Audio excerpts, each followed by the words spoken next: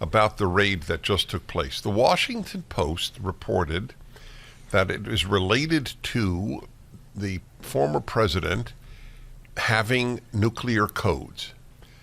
As I said to you at the very end of the last segment, I know nothing about nuclear codes, but I am a big believer in common sense. It has done very good for me all of my life.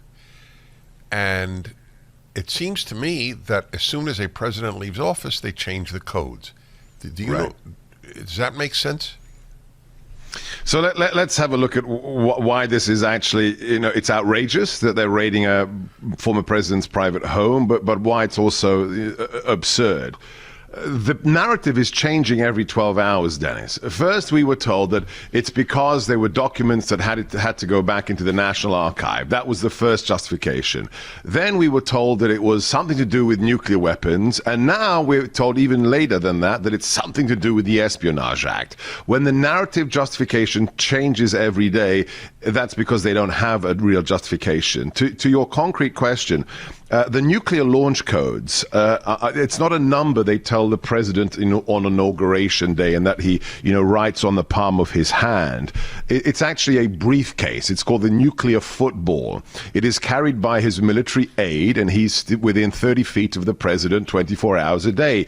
The president doesn't have a piece of folded paper in his wallet that he takes out and reads the launch codes on. So the idea that he has launch codes is, of course, asinine. The launch codes are with the current military aid to Joe Biden. And of course, they are regularly changed for all kinds of security reasons.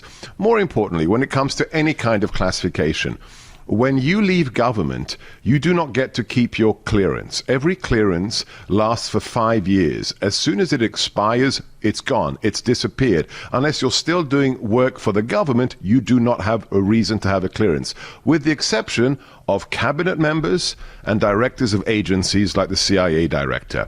Presidents, for example, go to their coffins, go into the grave with their security clearance at the highest level, which includes nuclear or Q security clearance. Jimmy Carter, yes, he's still alive. Jimmy Carter still maintains the highest level of national security clearance in America. So the idea that any former president would be abusing or reading things he's not supposed to read, again, is asinine. It's a lie. And then secondly, why did it take 1.5 years for them to come after the nuclear codes? Because if it were nuclear codes, that's rather important. It's all spurious. It is all a farrago. It is all a tissue of lies.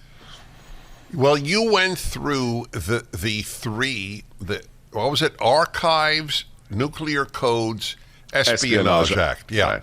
By the way, the Espionage Act is like 100 years old. Is that right? Yes. Correct. And what again, in a nutshell, does it say? It has to do with your giving classified. It doesn't have to be classified. It can be information of national security import to our enemies. So what we're positing, they actually think Donald Trump is giving nuclear launch codes to little Kim in North Korea. This is the level of derangement we are dealing with inside the FBI, the DOJ, and the White House. And on top of that, the idea that the White House didn't know, hang on a second, you're telling us really this is about nuclear codes, but you didn't tell the White House? Again, absurd. What do you think is going on? I hate to ask predictive questions, but I don't understand what the end game is. Is it if you support Donald Trump, you may be in real trouble? Is it we really want to jail this man? What do you think?